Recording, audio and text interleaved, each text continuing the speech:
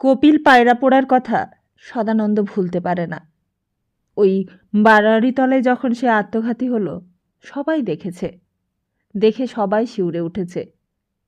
কিন্তু আজকে আর কারুর সেই কথা মনে নেই। কিন্তু সদানন্দ সেই কথা ভুলতে পারে না। সদানন্দের যে শুধু মনে পড়ে তা নয়, তার তীব্র বোধের কাছে, তীক্ষ্ণ অবহিতির কাছে চৌধুরী বংশের পাপের ইতিহাস সন্ধ্যার ধূসর ছায়ার মধ্যে পুকুরের জল ফুঁড়ে বেরিয়ে এসে তার সামনে দাঁড়ায়। তারা তাকে চৌধুরী বংশের পাপের ইতিহাস শোনায়। নমস্কার, আমরা শুনছি কথার জাদুঘর বিমল মিত্রের লেখা উপন্যাস আসামি হাজির। আসুন শুনে নিই আজকের পর্বে কি আছে। আসলে আজকের পর্বে আমরা পেয়ে যাব কালীগঞ্জের বউয়ের ইতিহাস। হ্যাঁ, কালীগঞ্জের বউয়ের তখন চরম অবস্থা। নিঃসন্তান বিধবা মানুষ তিনি। এককালে স্বামীর জীবিত অবস্থায় তিনি অনেক সুখ, অনেক ঐশ্বর্যও দেখেছেন। 2টি ছেলে হয়েছিল তার, তারাও তখন আর নেই। কালীগঞ্জে যেইবার কলেরা মহামারী হয়ে দেখা দিয়েছিল, সেইবার 2 ছেলেই তার চোখের সামনে মারা গিয়েছিল। স্বামীর মৃত্যু, 2 ছেলের মৃত্যু, সবই তিনি সহ্য করেছিলেন বুকে পাথর বেঁধে। তখন ওই নরনারায়ণ চৌধুরী ছিল কালীগঞ্জের জমিদারদের নায়েব। তার হাতেই সব কিছুর ভার দিয়ে কালীগঞ্জের বউ বড় নিশ্চিন্ত হয়েছিলেন। 15 টাকা মাইনে পেতেন তখন নরনারায়ণ চৌধুরী। সামান্য নায়েব মাত্র, অতি কষ্টে সৃষ্টে সংসার চলত তার। কিন্তু সন্তানহারা বিধবার হাতে জমিদারির ভার পড়ার পর থেকেই নরনারায়ণ চৌধুরীর অবস্থা ফিরতে লাগল।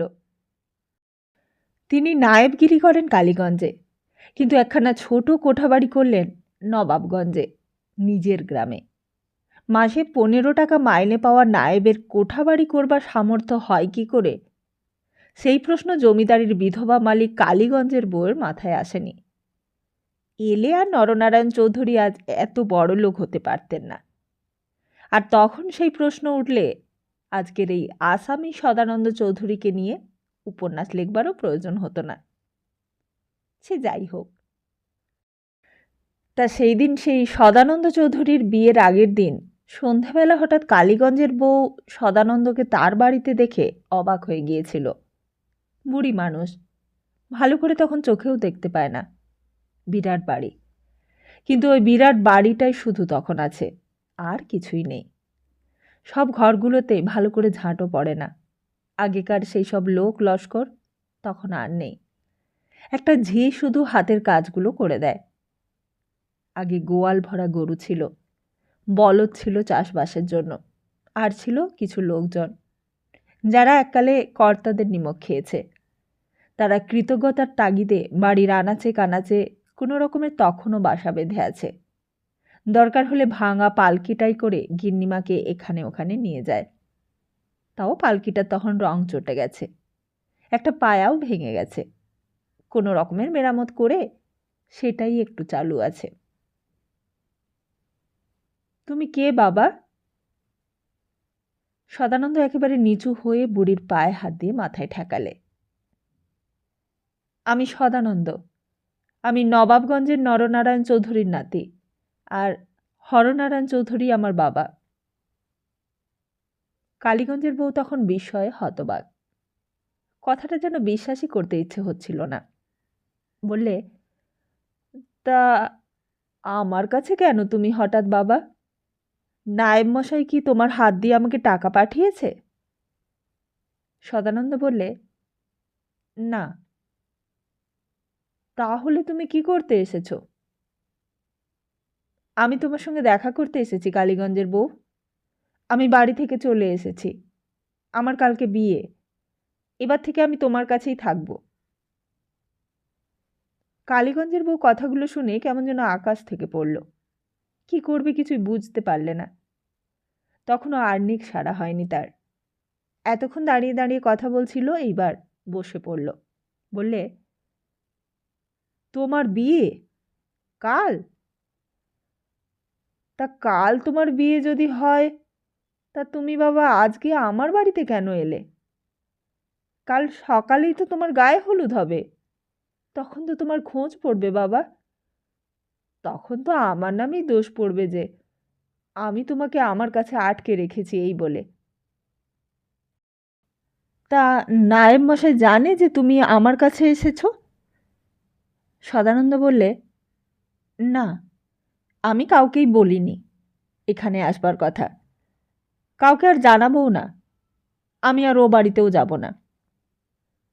কালীগঞ্জের বউ বললে, তোমার হলোটা কি বাবা? তুমি কি বাড়ির সঙ্গে রাগারাগি করেছো? না কালীগঞ্জের বউ, আমি তোমার এখানে থাকবো বলেই এসেছি। এইবার থেকে আমি বরাবর তোমার এখানেই থাকবো, নবাবগঞ্জে আর যাব না। কালীগঞ্জের বউ বললে, তুমি দেখছি ছেলে মানুষই আছো এখনো। আমার এখানে যে তুমি থাকবে তা খাবে কি? তুমি বড়লোক বাড়ির ছেলে, আমি গরিব মানুষ, আমি কি তোমাকে খাওয়াতে পারবো বাবা? তা তুমি ছেলে মানুষই করো না, যাও বাড়ি চলে যাও। একে তো তোমার দাদু আমাকে দেখতে পারে না, আর এরপর যদি তোমাকে আমার এখানে দেখতে পায় তাহলে আমাকে আর আস্ত রাখবে না, আমাকে আর তোমাদের বাড়িতেও ঢুকতে দেবে না। সদানন্দ জিজ্ঞেস করলে, তা তুমি দাদুর কাছে যাও কেন? কেন যাও তুমি দাদুর কাছে ভিক্ষে করতে? ভিক্ষে করতে লজ্জা করে না তোমার? কালীগঞ্জের বউ বললে, কিন্তু আমার পাওনা টাকা চাইতে যাওয়া ভিক্ষে? তোমার দাদু তো আমার সর্বস্ব নিয়েছে, আমার জমি জমা যা কিছু আর বাকি রাখেনি, কেবল এই ভিটেটুকু ছাড়া আর আমার নিজের বলতে কিচ্ছুটি নেই। আমার লাখ লাখ টাকার সম্পত্তি সব তোমার দাদু নিয়ে নিয়েছে। তাই শেষকালে আমি অনেক কান্নাকাটি করাতে তোমার দাদু বলেছিল আমাকে 1010 টাকা দেবে। তাই শুনে আমি মামলা তুলে নিয়েছিলুম। তা এখন সেই টাকাটা চাওয়ার কি আমার অন্যায় বাবা? আমি তো আর দুদিন পরে মরেই যাব, তখন টাকা দিলে আমার কি লাভ হবে বলো? সেই টাকা কি আমার ছেঁড়াতে খরচ হবে? সদানন্দ বললে, তোমাকে কিছু বলতে হবে না, আমি সব জানি। তুমি সব জানো বাবা? সব জানো তুমি? বুড়ির যেন আনন্দে গলাটা বন্ধ হয়ে এলো। সদানন্দ বললে, সব জানি বলেই তো আমি এসেছি। কি করে জানলে তুমি? কে বললে তোমাকে? কে আমার এমন শুভাকাঙ্ক্ষী আছে বাবা? আমি তো জানতুম আমার কেউ নেই। কর্তা গেছেন, নিজের পেটের দুটো ছেলে থাকলেও আজ আমার এই দুর্দশা হতো না। তাই ভাবি, মানুষ এমনি করেই মানুষের সর্বনাশ করে?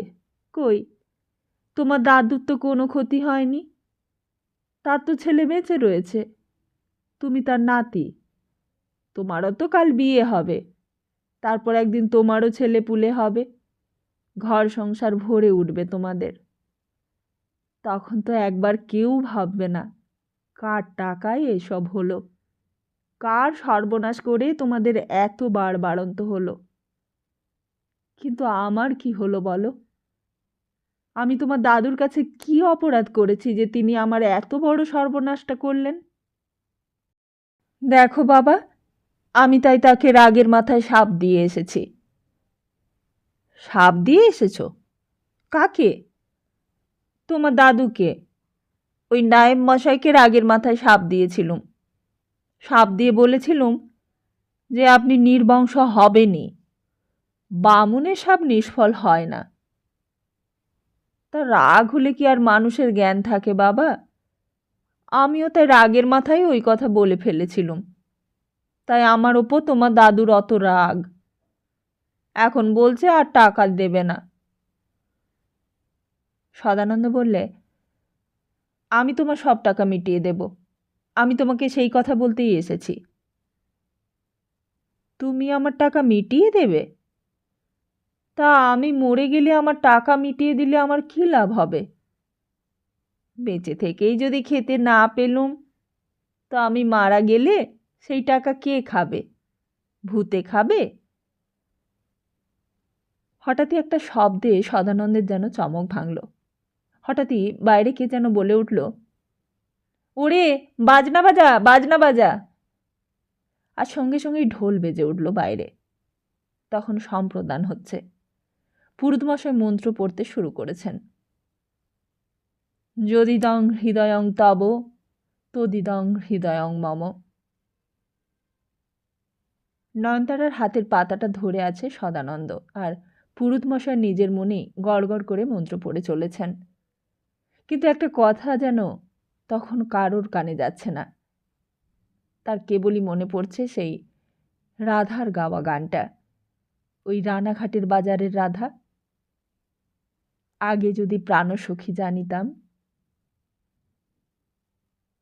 সদানন্দের মনে হলো প্রকাশ মামার রাধা সেই দিন গানটা ঠিক গায়নি।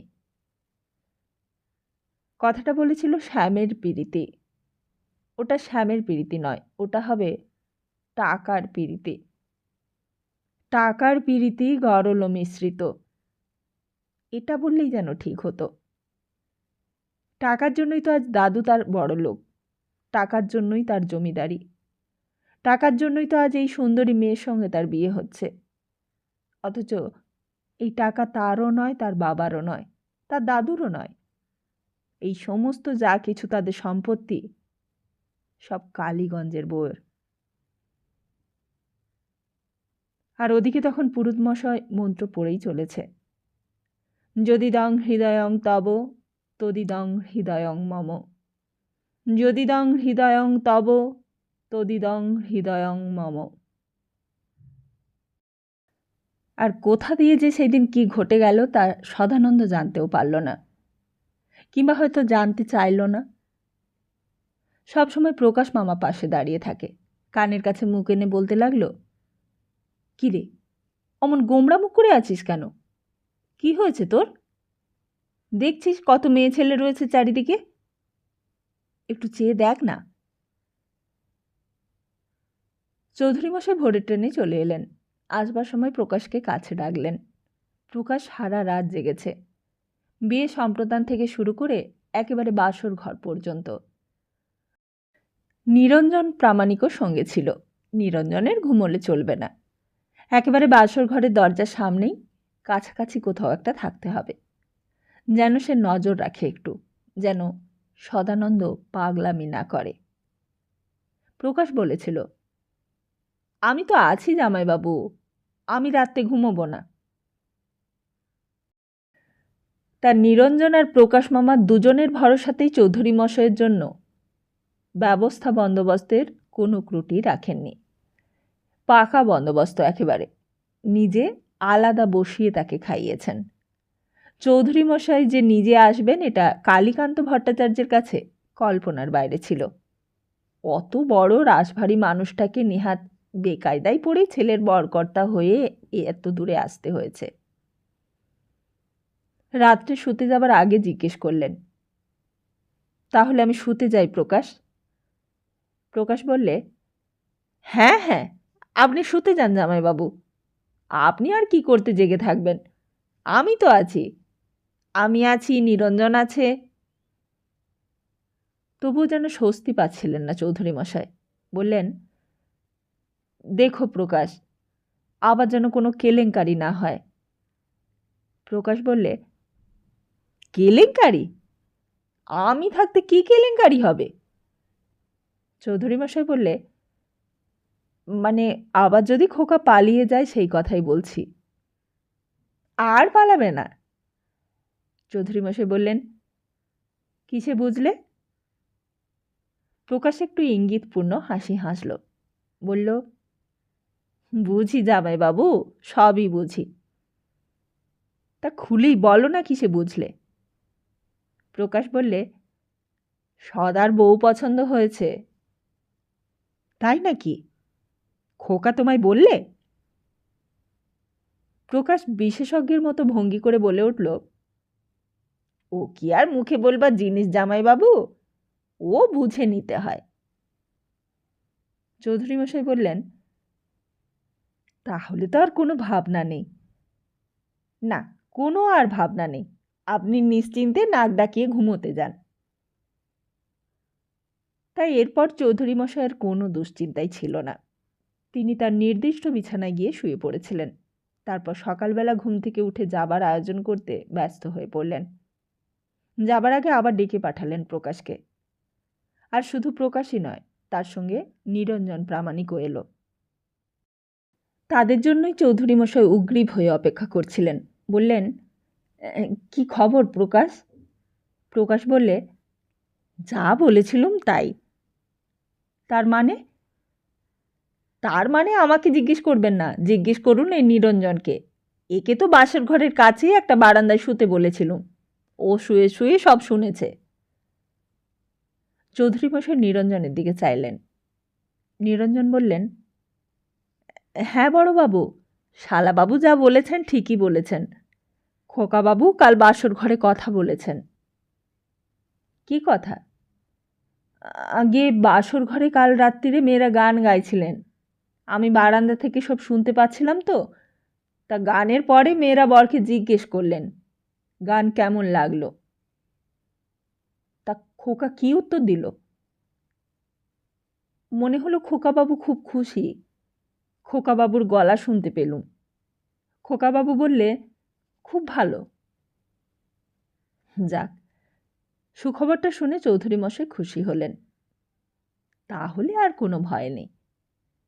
প্রকাশ বললে, আমি তো আপনাকে আগেই বলেছিলুম জামাইবাবু, ও কনের মুখ দেখলে সদার সব পাগলামি বাপ বাপ বলে পালিয়ে যাবে। অমন ডানা কাটা পরি দেখলে মুনি ঋষিদের ধ্যান পর্যন্ত ভেঙে যায়। আর এ তো আমাদের সদা, কোন ছাড়। ততক্ষণে ট্রেন ছাড়বার সময় হয়েছিল। চৌধুরী মশাই আর থাকতে পারলেন না। ট্রেনে উঠবার আগে প্রকাশ চৌধুরী মশাইয়ের গা ঘেঁষে দাঁড়ালো। বললে, একটা কথা ছিল জামাইবাবু। কি? কিছু টাকার দরকার ছিল। আজ তো আবার বরকনেকে নিয়ে যেতে হবে, অনেক খরচ হবে। মেয়েদের আবার শয্যা তুলুনি আছে, আবার ওদের পরামানিককেও কিছু টাকা দিতে হবে। তারপর চৌধুরী মশাই বললেন, কিন্তু তোমার হাতে যে কাল 300 টাকা দিলুম। আগে 300 টাকায় কি হয়, সে টাকা তো আছে। তবু যদি একটু বেশি টাকা থাকে বুকে বল ভরসা হয় আর কি। চৌধুরী মশাই জামার ভেতরের পকেট থেকে কয়েকখানা নোট বের করলেন, করে এক এক করে গুনতে লাগলেন। বারবার গুনে বললেন, এই নাও। প্রকাশ টাকাটা নিয়ে বললে, কত? আরও 100 টাকা দিলাম। মোটে 100? 100তে কি হবে? চৌধুরী মশাই বললেন, তা এত টাকা তোমার কিসে লাগবে শুনি?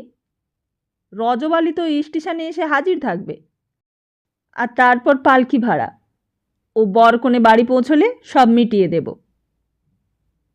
তাই সই। নোট কখানা গুনে প্রকাশ সেগুলো পকেটে পুরে ফেললে।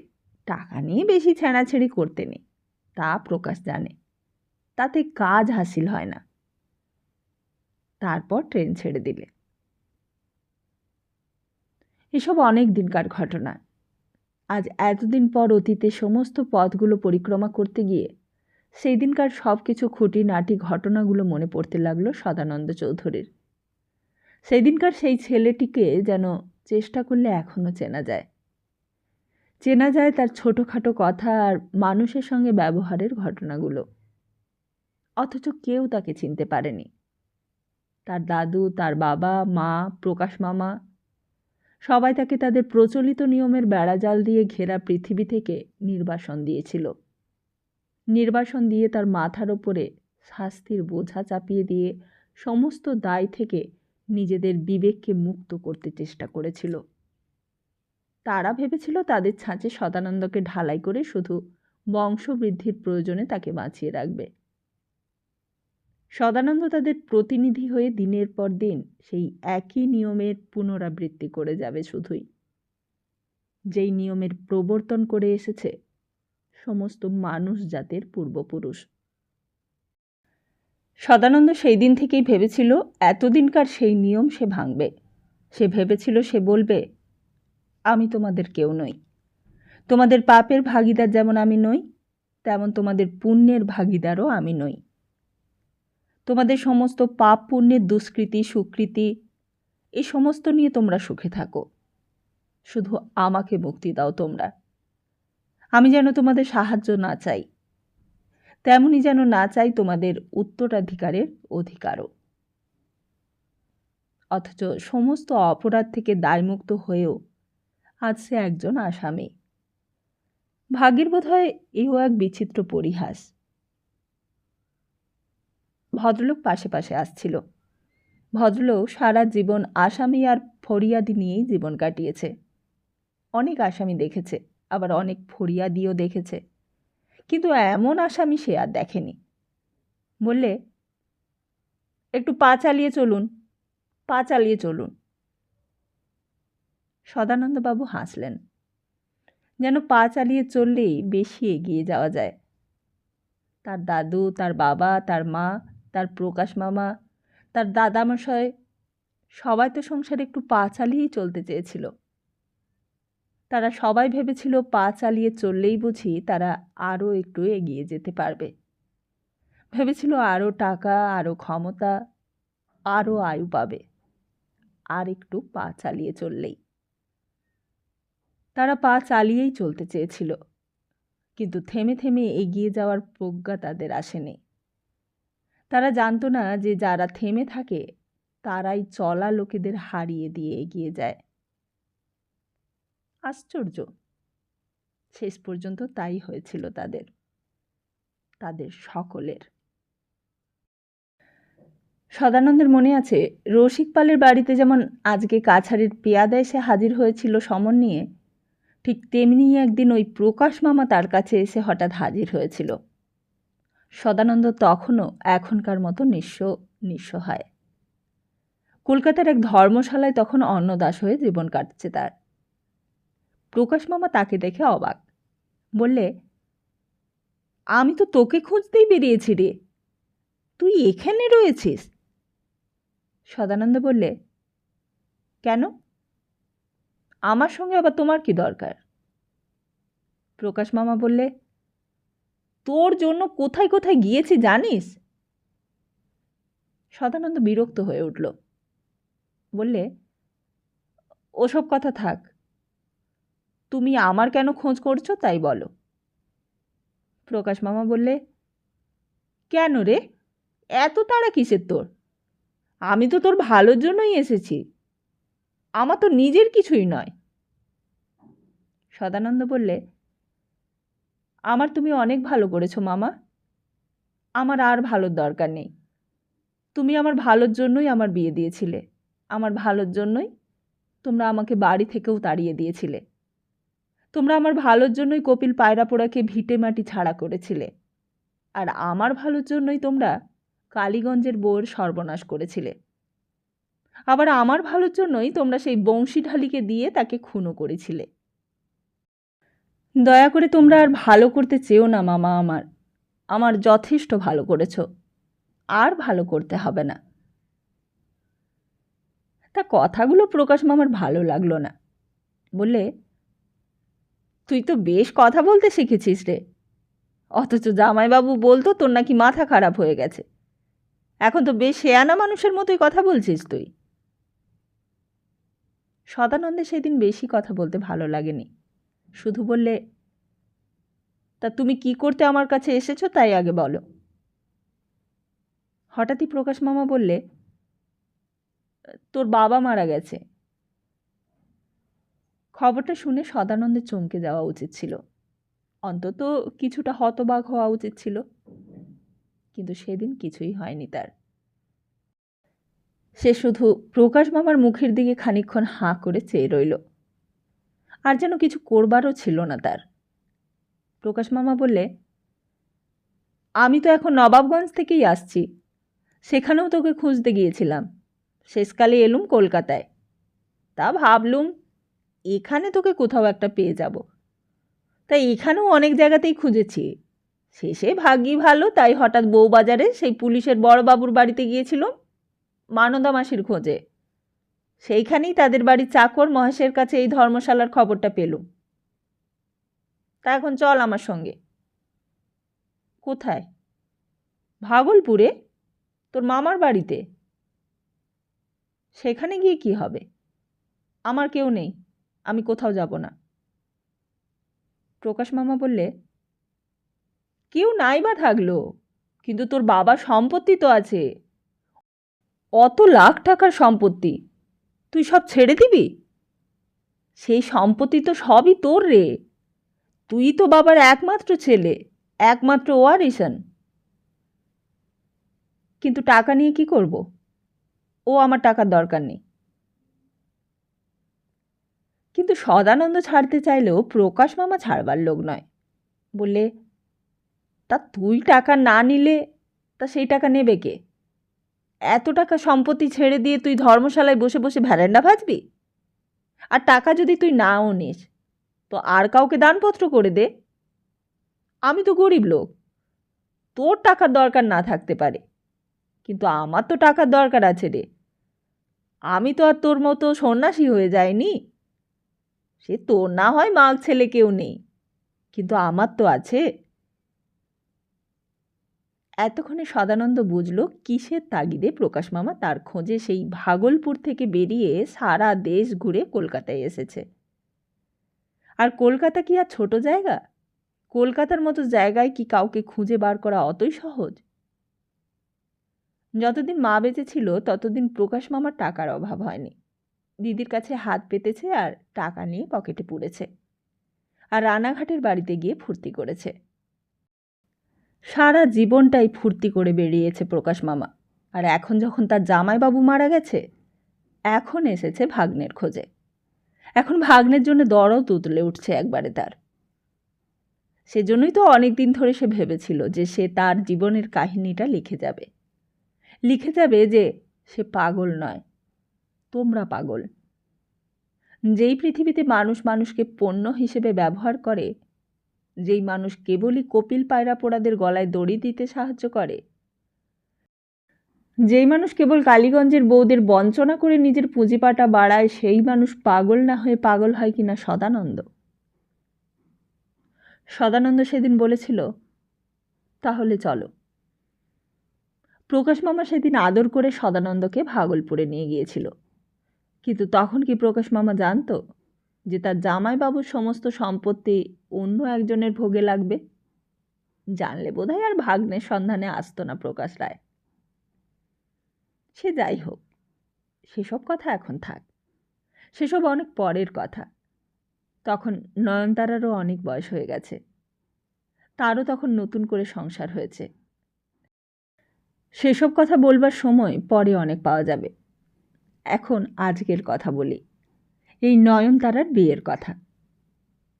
তাই এই নয়নতারার বিয়ের দিনে সেই সব বিপর্যয়ের কথা ভাবতে নেই, সেসব অকল্যাণের কথা এই শুভ দিনে বুঝি ভাবাটা অন্যায়।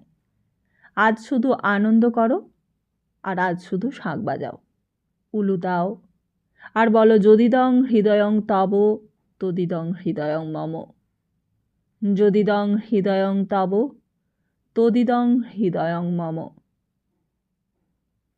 আজ কালীকান্ত ভট্টাচার্যের একমাত্র সন্তানের বিয়ে। যে নয়নতারার রূপ দেখে সকলের চোখের পাতা পড়তে চাইত না, যে মেয়ের ভবিষ্যতের কথা ভেবে পণ্ডিত মশাই আর তার গৃহিণী রাত্রে ঘুম ছিল না, সেই নয়নতারারই আজ বিয়ে। তা সেই বিয়েতে তোমরা আজ এসো, এসে নয়নতারাকে আশীর্বাদ করো, আর বলো, তুমি জন্ম জন্ম স্বামী সোহাগিনী হয়ে শ্বশুর শাশুড়ির সেবা করে অক্ষয় পুণ্য অর্জন করো মা। আশীর্বাদ করো আমার নয়নতারা যেন সুখী হয়, আমার নয়নতারা যেন স্বামী সোহাগিনী হয়। আশীর্বাদ করো আমার নয়নতারা যেন সিথির সিঁদুর নিয়ে জন্ম জন্ম এও স্ত্রী হয়ে কাটায়। তখন বেলা অনেক বেড়েছে। প্রকাশ মামা বেয়াই মশাইকে খুঁজে খুঁজে হায়রান। বললে, কোথায় বেয়াই মশাই, কোথায়? তা কালীকান্ত ভট্টাচার্য কদিন থেকেই ব্যতিব্যস্ত, তার বিশ্রাম নেই, দুশ্চিন্তারও কোনো শেষ নেই। কোন দিক দেখবেন ঠিক করতেই পারছেন না। প্রকাশ মামার কাছে আসতেই প্রকাশ মামা একেবারে ঠেস দিয়ে বলে উঠলেন, কি বেয়াই মশাই, এখন জামাই পেয়ে যে আমাকে একেবারে চিনতেই পারছেন না দেখছি। আমি খেলুম কি না খেলুম কিছুই যে আর দেখছেন না। না না, সে কি কথা বেয়াই মশাই, আপনি তো সব, আপনি না থাকলে কি এই বিয়েটা হতো? প্রকাশ মামা বললে, তা কেমন জামাই হলো সেটা বলুন, পছন্দ হয়েছে তো? আপনি বলুন, আপনার বৌমা কেমন হলো? আপনি বেয়াই মশাই কেবল আপনার নিজের মেয়ের গর্বেই গেলেন কেন? আমাদের ছেলেটা কি ফেলনা? কালীকান্ত ভট্টাচার্য বললেন, না না, তা কেন বলবো বাবা, আমার নয়নতারার অনেক পুণ্যফল ছিল, তাই অমন স্বামী পেয়েছে। আমাদের কেষ্টনগরে সবাই তো এক বাক্যে বরের প্রশংসাই করে গেছেন। প্রকাশ মামা বললে, তাহলে যাত্রার সময়টা কখন? কালীকান্ত ভট্টাচার্য বললেন, পুরুত মশাই তো পাঁজি দেখে সময় ধার্য করে দিয়েছেন। দেখবেন আবার যেন বেশি দেরি না হয়, ওদিকে আবার রানাঘাট থেকে ট্রেন বদল করতে হবে, আর সেই ট্রেনটা মিস করলেই মুশকিল। কালীকান্ত ভট্টাচার্য বললেন, হ্যাঁ, না না, সেদিকে কোনো গোলযোগ হবে না, আমি আমার লোক দিয়ে ট্রেন ধরিয়ে দেব। তারপর হঠাৎ কি যেন মনে পড়ে গেল, বললেন, তা আপনি সিগারেট টিগারেট ঠিক পাচ্ছেন তো? কোথায় আর পাচ্ছি, আপনি জামাই পেয়ে গেছেন, এখন আর আমাকে কে দেখবে? আমি তো এখন পর হয়ে গেছি। কালীকান্ত ভট্টাচার্য মশাই ব্যতিব্যস্ত হয়ে উঠলেন। ওরে, কে আছিস? ও নিতাই, ও কেষ্টধন, বিপিন, কে রে ওদিকে? বেয়াই মশাইকে সিগারেট দেয়নি কেউ, যে দিকটা আমি দেখব না সেই দিকেই গাফিলতি। ওরে ও কেষ্টধন। বলতে বলতে ভেতর বাড়ির দিকে সিগারেটের সন্ধানে চলে গেলেন। নিরঞ্জন এতক্ষণ পাশেই দাঁড়িয়েছিল, সে এতক্ষণে কাছে এলো, বললে, শালাবাবু, এইদিকে কি কাণ্ড হয়েছে? কাণ্ড? কিসের কাণ্ড? নিরঞ্জন বললে, তেমন কিছু কাণ্ড নয়, ওই ছোটবাবু ওদের সব বলে দিয়েছে। কি বলে দিয়েছে সদা? বলে দিয়েছে যে পরশু ছোটবাবু কালীগঞ্জের বউর কাছে গিয়েছিল, সেই জন্য গায়ে হলুদের সময় বাড়ি ছিল না। প্রকাশ মামা অবাক হয়ে গেল সদার বোকামি দেখে, বললে, সে কি রে, বলে দিয়েছে? হ্যাঁ। তা তুই জানলি কি করে? আমাকে ওদের নাপিত বিপিন জিজ্ঞেস করছিল, ওই ছোটবাবুকে নাকি বাসর ঘরে মেয়েরা জিজ্ঞেস করেছিল, গায়ে হলুদের সময় তুমি কোথায় গিয়েছিলে? তা ছোটবাবু নাকি বলেছে কালীগঞ্জের বউর কাছে। তাই নিয়ে মেয়ে মহলে কানাঘুষো হয়েছে, তাই বিপিন জানতে চাইছিল আমার কাছে যে কালীগঞ্জের বউ কে, কালীগঞ্জের বউর বয়স কত, এই সব আর কি। তা তুই কি বললি? নিরঞ্জন বললে, আমি আর কি বলবো, আমি শুধু বললাম সে এক বুড়ি থুতথুড়ি মেয়ে মানুষ। তা জিজ্ঞেস করলে না বর কেন গিয়েছিল সেখানে? না, তার জিজ্ঞেস করেনি, আর জিজ্ঞেস করলেও তো আমি কিছু বলতে পারতুম না। আমি বলতুম বর কালীগঞ্জের বউয়ের কাছে কেন গিয়েছিল, তা আমি নাপিত মানুষ হয়ে কী করে জানব? প্রকাশ মামা কথাটা শুনে নিশ্চিন্ত হতে পারল না, নিরঞ্জনকে সেখানে ছেড়ে ভেতরের বাড়ির দিকে ছুটল। ভেতরে তখন অনেক মেয়ে পুরুষের ভিড়। প্রকাশ মামা সেই দিকে যেতেই মেয়েরা মাথায় ঘোমটা টেনে দিলে। কি একজন দৌড়ে এসে প্রকাশ মামার দিকে সিগারেটটা বাড়িয়ে দিলে, বললে, এই নিন, সিগারেট নিন। সিগারেট নিয়ে প্রকাশ মামা বললে, সিগারেট নিচ্ছি, কিন্তু বর কোথায় গো তোমাদের? বরকে যে দেখতে পাচ্ছি না, একবার ডেকে দাও তো, কি করছে এখন বর? সঙ্গে সঙ্গে ভিড়ের মধ্যে রাস্তা হয়ে গেল বেয়াই মশাইয়ের জন্য। বরকর্তা বরের সঙ্গে দেখা করতে এসেছে। একটু জায়গা ছাড়ো গো, রাস্তা দাও, রাস্তা দাও। ও রাঙা দিদি, একটু নড়ে বসো, একটু গতরটা ওঠাও, বরকর্তা বরের সঙ্গে কথা বলতে এসেছে। চারিদিকে বাসি লুচি আর তরকারির গন্ধ। ছোট বাড়িতে লোক বেশি হলে যা হয় সেই অবস্থা। শেষকালে বরের ঘরে যেতেই দেখলে সদানন্দ একটা তাকিয়ায় হেলান দিয়ে গম্ভীর হয়ে বসে আছে। সারা রাত না ঘুম হলে যেমনটা হয় সেই রকম চেহারা, উস্কো খুস্কো চুল, ম্রিয়মাণ হয়ে বসেছিল সে, আর সামনে অনেকগুলো মহিলা। সদা?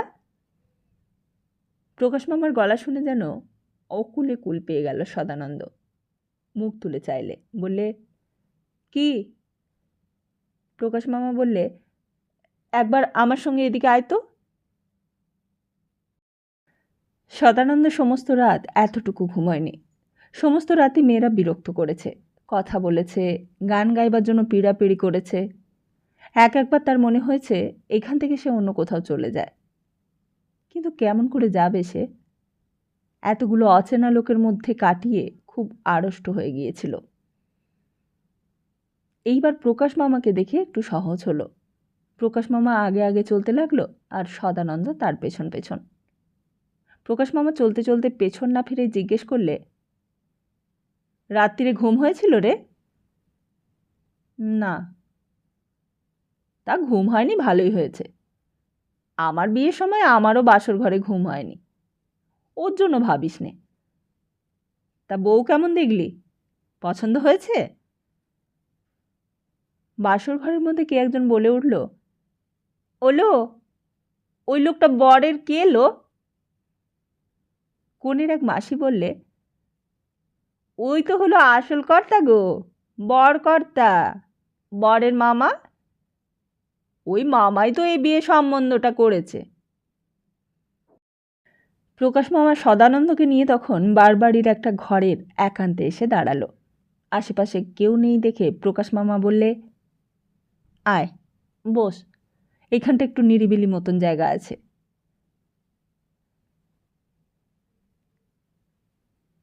কালীগঞ্জের জমিদার হর্ষনাথ চক্রবর্তী প্রায়ই গৃহিণীকে বলতেন, তোমার আবার ভাবনা কি? 2 ছেলে রইল, তারাই তো তোমাকে দেখবে। চক্রবর্তী মশাইয়ের একেবারে শরীরটা ভেঙে গিয়েছিল, প্রায় যায় যায় অবস্থা। তখন গৃহিণী বড় মসড়ে পড়েছিলেন, আর তখন থেকেই কেমন তিনি যেন বুঝতে পেরেছিলেন, জমিদারি থাক আর টাকা করেই থাক, মানুষের জীবন এই আছে এই নেই। আর বুঝতে পেরেছিলেন, এই এত শক্ত সমর্থ মানুষটা এই কদিনের অসুখেই যদি এমন কাতর হয়ে পড়েন, তাহলে আসল হচ্ছে স্বাস্থ্য, আসল হচ্ছে পরমায়ু, আর সবচেয়ে আসল সত্য কথা হচ্ছে ভগবান। আর তখন থেকেই চক্রবর্তী গৃহিণী পুজো পাঠ নিয়ে মেতে উঠেছেন। তা অসুখ মানুষের হয় বটে, কিন্তু আবার সেরেও ওঠে একদিন। সেই মানুষ গৃহিণীর কাতরতা দেখে অভয় দিতেন, বলতেন, তোমার আবার ভাবনা কি বউ? আমি নাই বা থাকলুম, তোমার 2 ছেলে তো রইল, ওরাই তোমাকে দেখবে। গৃহিণী বলতেন, ওরা আর কত বড়, ওরা কি বা বোঝে? চক্রবর্তী মশাই বলতেন, যতদিন ওরা বড় না হয় ততদিন নারায়ণ আছে, আর আমার নায়েব মশাই আছে। চক্রবর্তী মশাই নরনারায়ণকে নারায়ণ বলে ডাকতেন। কিন্তু আশ্চর্য মানুষের জীবন, আর আশ্চর্য মানুষের বিশ্বাস। আসলে মানুষের জীবনেরও যেমন স্থিরতা নেই, মানুষের বিশ্বাসেরও তেমনি কোনো স্থিরতা থাকতে নেই। সত্যি কত না বিশ্বাস করতেন তিনি নায়েব মশাইকে, আর নিজের নায়েবকে যদি বিশ্বাস না করতে পারবো তো কাজকর্মই বা চলবে কেমন করে? আর নরনারায়ণও ছিলেন তেমনই বিশ্বস্ত নায়েব। হিসেবের একটা পয়সা যেন তার এদিক ওদিক হতে নেই। নিজের ছেলেকেও বোধহয় অমন করে বিশ্বাস করা যায় না যতখানি বিশ্বাস করা যেত নরনারায়ণ চৌধুরীকে। সেই 15 টাকা মাইনের কর্মচারী সেই দিন যে শুধু বিশ্বাসী ছিলেন তাই নয়, পিতার মতো ভক্তি শ্রদ্ধাও করতেন চক্রবর্তী মশাইকে। আর যখন সেই চক্রবর্তী মশাই একদিন হঠাৎ মারা গেলেন, তখন তার গৃহিণীর মাথায় আকাশ থেকে একেবারে বাজ ভেঙে পড়ল। 2টি মাত্র নাবালক ছেলে তখন তার, কিন্তু তারা জমি জমার কাজকর্ম কিছুই বোঝে না। আর ওই নরনারায়ণই তখন একমাত্র ভরসা। ওই নরনারায়ণই তখন গৃহিণীর কাছে এসে সান্ত্বনা দিয়েছিল, বলেছিল, আপনি কাঁদবেন না মা, আমি তো আছি, আপনার ভাবনা কি? আমি তো আপনার ছেলের মতন। তাই সেদিন রাত্রে যখন সেই নায়েব মশাইয়ের নাতি তার কাছে এসে হাজির হলো, তখন তার মনে পড়তে লাগলো সেই দিনকার কথাগুলো। সেই কথাগুলো যেন তখনও তার কানে বাজছে। আপনি কাঁদবেন না মা, আমি তো আছি। আপনার ভাবনা কি? আমি তো আপনার ছেলের মতন। তা সেই দিনকার সেই নারায়ণ এখন নরনারায়ণ হয়ে নবাবগঞ্জে জমিদার হয়েছে। নারায়ণ তখন সকালবেলা রোজ এসে চক্রবর্তী মশাইয়ের পায়ে হাত দিয়ে প্রণাম করত। আপত্তি করলে নারায়ণ বলতো, আপনি আমাকে পায়ে হাত দিতে আপত্তি করবেন না। আমার বাবা মা নেই, আপনারাই তো আমার বাবা মা, সব কিছু। তখন কত বিনয়ী ছিল নারায়ণ। মাঝে মাঝে নানান কাজে বাড়ির মধ্যেও আসতো, এসে বাড়ির ছেলের মতো ব্যবহার করত। চক্রবর্তী মশাইয়ের গৃহিণীর কাছে এসে ছেলে মানুষের মতো খেতে চাইত। বলতো, মা জননী, কিছু খেতে দিন আমাকে, আমার বড্ড খিদে পেয়েছে। তখন অনেক সময় দিনের পর দিন কালীগঞ্জেই থেকেছে নারায়ণ। জমি জমার হিসেবপত্র কিংবা মামলা মকদ্দমার কাজে অনেক সময় আহার নিদ্রা ত্যাগ করে বুক দিয়ে খেটেছে। কখনো মাইনে বাড়াতে পর্যন্ত বলেনি। চক্রবর্তী মশাই তার মাইনে বাড়ানোনি। তা মাইনের দরকারই বা কী ছিল তার? খাওয়া দাওয়া, থাকা, শোয়া, এসব থেকে শুরু করে জামা কাপড় সবই তিনিই দিতেন। পাল পার্বণে নারায়ণের কাপড় জামা গামছা ছিল বাঁধা। কিন্তু সেই নারায়ণই আবার অন্যরকম হয়ে গেল চক্রবর্তীর মৃত্যুর পর। মাঝে মাঝে মা জননীর মনে হতো, অমন করে নায়েব মশাইকে বিশ্বাস না করলেই ভালো হতো হয়তো। কিন্তু তখন সেই বিপদের দিনে তিনি মেয়ে মানুষ হয়ে বিশ্বাস না করেই বা কী করতেন। একদিন গিয়েছিলেন নবাবগঞ্জে। তিনি দেখে অবাক হয়ে গেলেন। এত বড় বাড়ি করেছে নারায়ণ, এত লোকজন। মনিবের বিধবা গৃহিণীকে দেখে অবাক হয়ে গিয়েছিল নারায়ণ। বললে, আপনি আবার কেন এলেন মা জননী? মা জননী বললেন, না এসে কি করব বাবা, কতবার তোমার কাছে লোক পাঠিয়েছি, তুমি একবার দেখাও করলে না, তাই নিজেই এলুম। আমার জমি জমার হিসেব টিসেবগুলো একবার দেখতুম। আমার কি আছে না আছে তা বুঝতে পারছি না। আমার যদি টাকা কড়ি থাকতো ব্যাংকে, তাহলে তোমাকে আর এমন করে বিরক্ত করতাম না বাবা। নেহাতি বিপাকে পড়েই তোমার কাছে এসেছি। নারায়ণ বললে, আপনি আজকে যান, আমি আপনাকে যা বোঝাবার একদিন কালীগঞ্জে গিয়ে সব বুঝিয়ে দিয়ে আসব। আপনাকে আর কষ্ট করে আসতে হবে না। তার নায়েব মশাইয়ের কথায় বিশ্বাস করে সেদিন চক্রবর্তী গৃহিণী ফিরে চলে গেলেন। কিন্তু নারায়ণ আর এলো না। তার কথাও সে রাখল না। তার স্বামীর অত বড় সম্পত্তি যে কোথায় কর্পূরের মতো উড়ে গেল আর কেমন করে সব অদৃশ্য হয়ে গেল, তা তিনি জানতেও পারলেন না। আর লোকে বলতে লাগলো, কালীগঞ্জের নায়েব জমিদারকে ঠকিয়ে নবাবগঞ্জে নিজের জমিদারি করেছে। যারা ভালো মানুষ লোক তারা জিজ্ঞেস করলে কালীগঞ্জের বউকে, নায়েব ঠকালে কি করে? বউ জানতেও পারলে না? লোকে বললে, আরে বউ তো ভালো মানুষ, তার ছেলে মেয়ে জামাই কেউ নেই, তা কি করে জানতে পারবে সে? তা সত্যি কথা। কালীগঞ্জের বউ কি আর কোর্ট কাছারি করবে? নায়েবের নামে কাছারিতে নালিশ করবে? কিন্তু নরনারায়ণ চৌধুরীকে যত খারাপ লোক ভাবা গিয়েছিল, ও ঠিক ততটা খারাপ নয়। কালীগঞ্জের বউ যখন টাকার তাগিদায় আসতো, তখন তাকে নারায়ণ একেবারে খালি হাতেই যে ফিরিয়ে দিত তা নয়। কখনো 10 টাকা, কখনো 5 টাকা, কখনো বা আবার 50 টাকাও দিয়েছে। আর বলেছে, আর তোমার এখানে আসতে হবে না মা জননী, এইবার আমি সব টাকাটা নিজে গিয়েই তোমাকে দিয়ে আসব। কথাটা শুনে কালীগঞ্জের বউয়ের চোখ দিয়ে জল এসে গিয়েছিল। বলেছিল, তুমি নিজে গিয়ে দিয়ে এলে তো খুবই ভালো হয় বাবা, আমায় তাহলে আর হেনস্থা হতে হয় না। তার নরনারায়ণও ভেবেছিলেন, বুড়ি আর কদিনই বা বাঁচবে, এইরকম স্তোক বাক্য দিয়ে দিয়ে যতদিন কাটানো যায়। আর তারপর একদিন বউটা মারা যাবে, তখন আর কেউই তাগাদা করতে আসবে না, তখন একেবারে চিরকালের মতো নিশ্চিন্ত।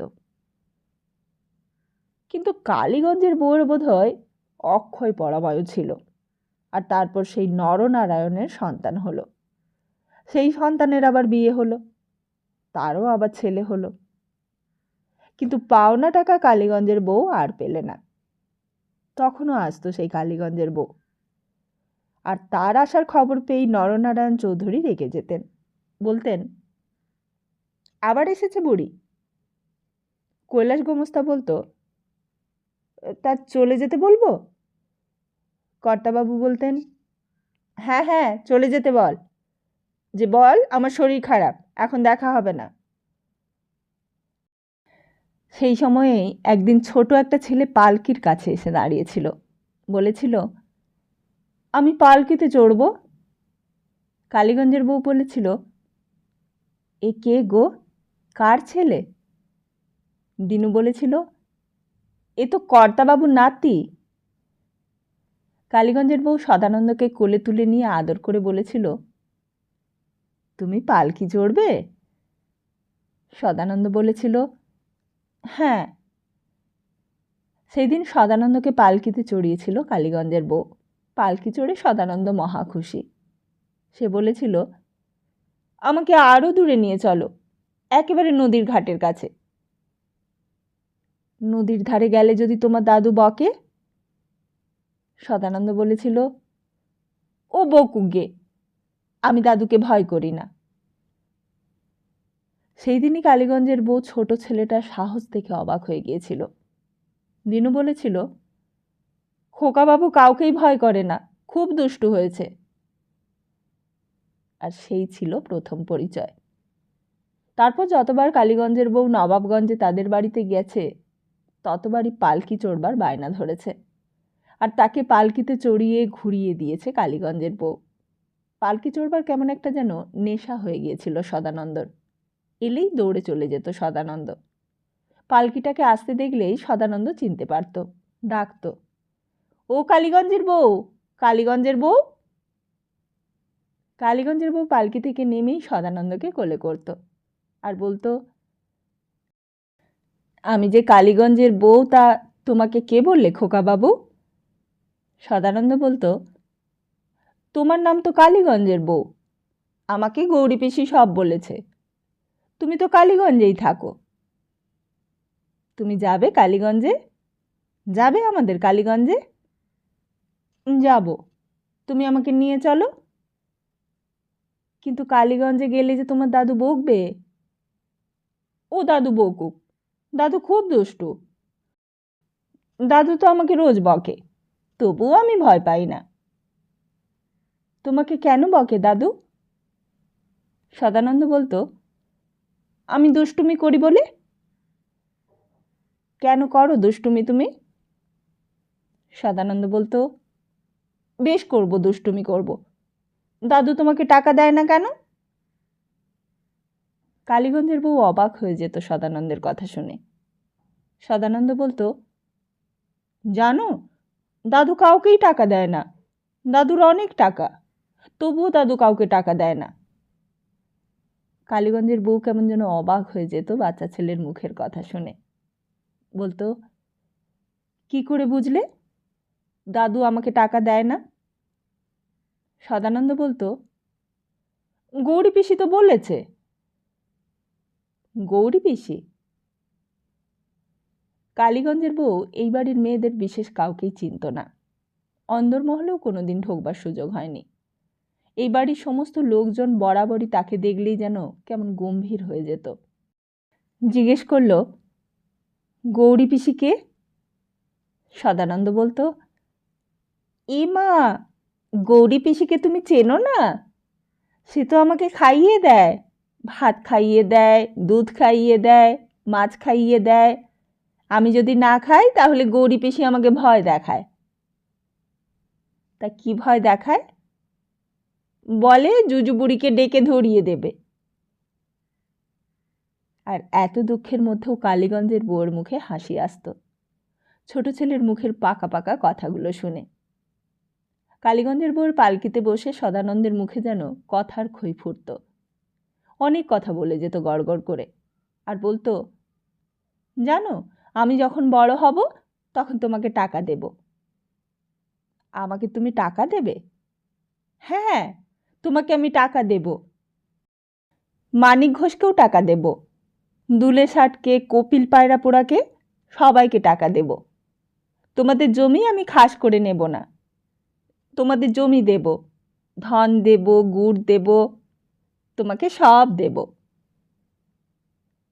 আশ্চর্য! ছোট বয়সের মন আর ছোট বয়সের সংকল্প অনেক কঠিন। কালীগঞ্জের বউর মনে হতো ছোট বয়সে বোধ হয় সবাই এরকমটাই হয়। ছোট বয়সে সবাই উদার হতে পারে, দাতা হতে পারে। তারপর বয়স বাড়বার সঙ্গে সঙ্গেই বুঝি যত গোল বাঁধে, আর যত স্বার্থ চিন্তা আর জটিলতা এসে হাজির হয়। ছোট বয়সে কালীগঞ্জের বউ তো সকলকেই বিশ্বাস করত। আর শুধু ছোট বয়সে কেন, অনেক বেশি বয়স পর্যন্ত সে যে যা চেয়েছে সবাইকেই সব কিছু দিয়েছে, সকলকেই বিশ্বাস করেছে। নইলে কি এই নায়েব মশাই এমন করে তার সর্বস্ব কেড়ে নিতে পারত?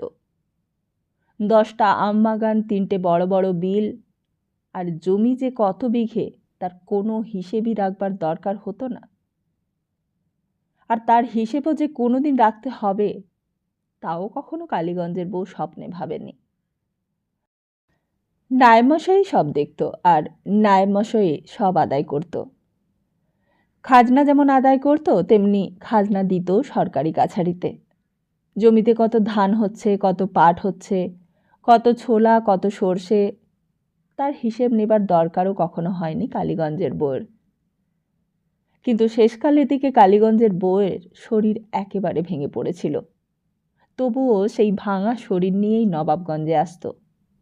একবার বড় রাগ হয়ে গিয়েছিল কালীগঞ্জের বউয়ের, আর থাকতে পারেনি, বলে ফেলেছিল, তবে কি আমার টাকাটা তুমি ঠকিয়েই নিলে নায়েব মশাই?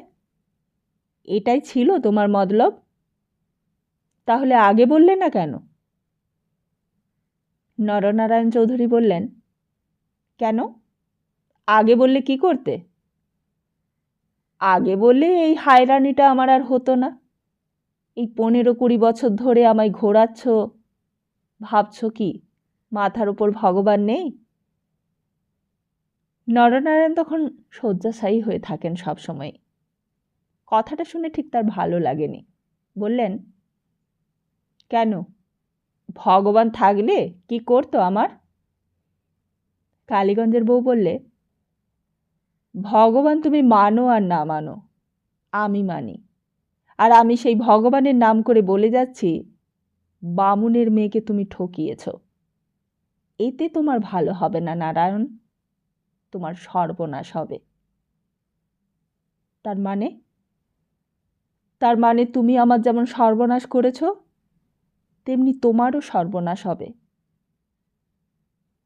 নরনারায়ণ চৌধুরীর চোখ দুটো রাঙা হয়ে উঠল।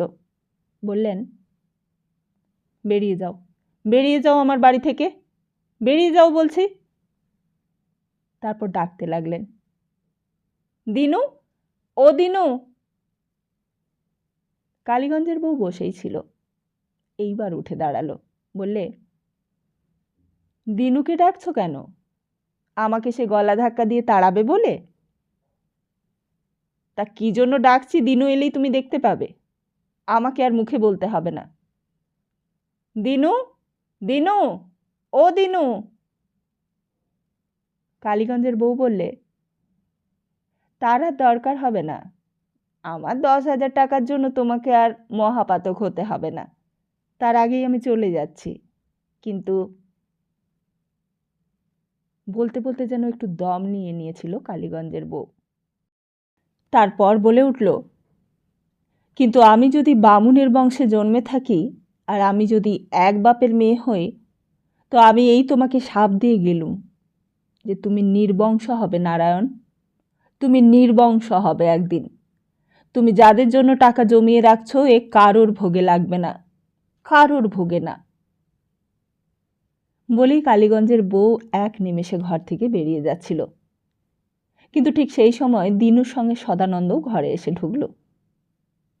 কালীগঞ্জের বউ, ও কালীগঞ্জের বউ। কর্তাবাবু দিনুকে দেখে ধমকে উঠলেন। এই দিনু, আমি তোকে ডাকলাম, তুই আবার খোকাকে সঙ্গে করে নিয়ে এলি এখানে? সদানন্দ বললে, বেশ করেছে আমাকে নিয়ে এসেছে, তুমি বলবার কে? আমি কালীগঞ্জের বউকে দেখতে এসেছি। তারপর কালীগঞ্জের বউর দিকে চেয়ে বললে, আমাকে পালকি চড়াবে না কালীগঞ্জের বউ? পালকি চড়াবে না আমাকে?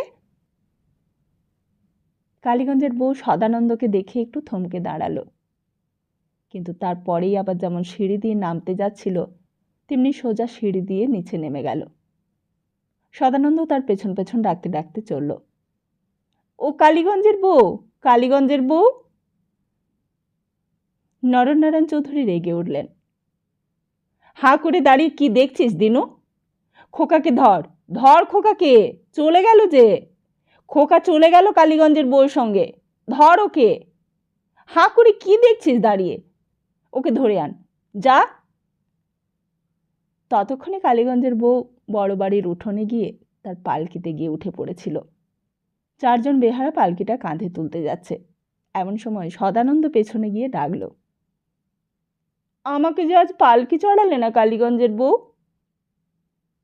বেহারা চারজন পালকিটা তুলতে গিয়ে একটু বুঝি থেমে গিয়েছিল, কিন্তু ভেতর থেকে কালীগঞ্জের বউ ধমক দিয়ে বলে উঠল, কই রে দুলাল, পালকিটা তোল। আগে মা ঠাকুরন, খোকাবাবু যে পালকিতে উঠতে চাইছে।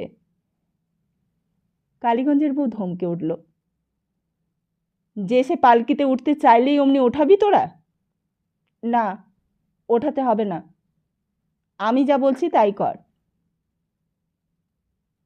দুলালেরা আর দেরি করলে না, পালকি কাঁধে তুলে নিয়ে চলতে আরম্ভ করলো, আর সদানন্দ কাঁদতে কাঁদতে পেছনে ছুটতে লাগলো। ও কালীগঞ্জের বউ, কালীগঞ্জের বউ। আর ছুটতে ছুটতে বোধহয় সদানন্দ পালকির সঙ্গে বারবারই উঠোন পেরিয়ে বাইরে চলে যাচ্ছিল। চৌধুরী মশাই চণ্ডীমণ্ডপে বসে ব্যাপারটা দেখতে পেয়েছেন। চিৎকার করে বলে উঠলেন, ওরে খোকা যে বাইরে বেরিয়ে যাচ্ছে, ওকে কেউ ধর, ধর ওকে, কে আছিস? দিনু। গৌরী ভেতর বাড়ি থেকে দৌড়ে এলো। ও খোকা, খোকা, কোথায় যাচ্ছ তুমি? ওদিকে যেতে নেই বাবা, আমি তোমাকে পালকি চড়াবো, তুমি আমার কাছে এসো। এই বলে খপ করে সদানন্দের ধরে ফেললে। সদানন্দ কেঁদে উঠেছে। কালীগঞ্জের বউ চলে গেল, আমাকে পালকি চড়ালে না। গৌরীর কোলে উঠেও সে কাঁদতে লাগলো, আর ততক্ষণে দিনু ও কর্তাবাবুর ঘর থেকে বেরিয়ে এসে বারবারই উঠোনে এসে হাজির হয়েছে। চৌধুরীমশাই চণ্ডীমণ্ডপ থেকে দিনুকে দেখে বলে উঠলেন, কোথায় থাকিস রে তুই দিনু? আর একটু হলেই তো খোকা এক্ষুনি রাস্তায় বেরিয়ে যাচ্ছিল। কিন্তু তার কথা শেষ হবার আগেই কৈলাস গোমস্তা চণ্ডীমণ্ডপে দৌড়তে দৌড়তে এলো। বললে, ছোটবাবু, কর্তাবাবু কেমন যেন করছেন, আপনি একবার ভেতরে আসুন। বাবা, বাবার আবার কি হয়েছে? কৈলাস গোমস্তা তখনও হাঁপাচ্ছিল। বললে, এই কালীগঞ্জের বউয়ের সঙ্গে রাগারাগি করে কথা বলতে গিয়েই কর্তাবাবু কেমন যেন হাঁপিয়ে উঠেছেন, আমার ঠিক সুবিধে বলে মনে হচ্ছে না। চৌধুরীমশাই আর দাঁড়ালেন না, সোজা ভেতর বাড়িতে ঢুকে একেবারে কর্তাবাবুর ঘরে চলে গেলেন। দেখলেন কর্তাবাবু চিৎপাত হয়ে শুয়ে আছে, চোখ দুটো বোজা, মুখটা জোরে জোরে উঁচু নিচু হচ্ছে, যেন নিঃশ্বাস নিতে কষ্ট হচ্ছে তার। কৈলাস গোমস্তাও পাশে এসে দাঁড়ালো। দিনু এলো, গৌরী পিসি এলো। বাড়িময় খবরটা রটে গেল কর্তাবাবুর অসুখ হয়েছে। আর তারপর রাডাঘাট থেকে ডাক্তার এলো, কবিরাজ মশাই এলো, ওষুধের বন্যা বয়ে গেল। ডাক্তার কবিরাজ দুজনেই বলে গেল একেবারেই পরিপূর্ণ বিশ্রাম নিতে হবে। আর তারপর থেকেই নিয়ম হলো, কালীগঞ্জের বউ যদি এরপর আসে তাকে কর্তাবাবুর কাছে যেতে দেওয়া হবে না।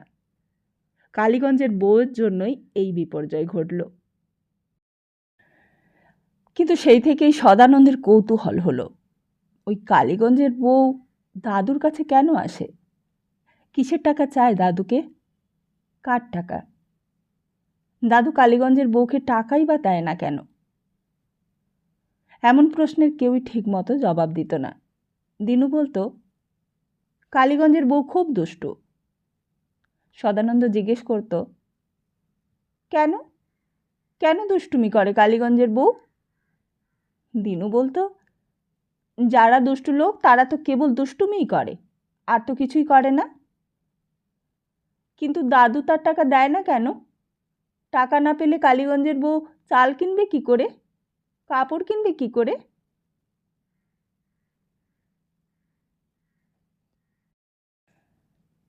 তাহলে আজকের মতো এখানেই শেষ করছি, আর ফিরছি খুব তাড়াতাড়ি আগামী পর্ব নিয়ে। ততদিন ভালো থাকুন, সুস্থ থাকুন, আর সবাইকে ভালো রাখুন। নমস্কার।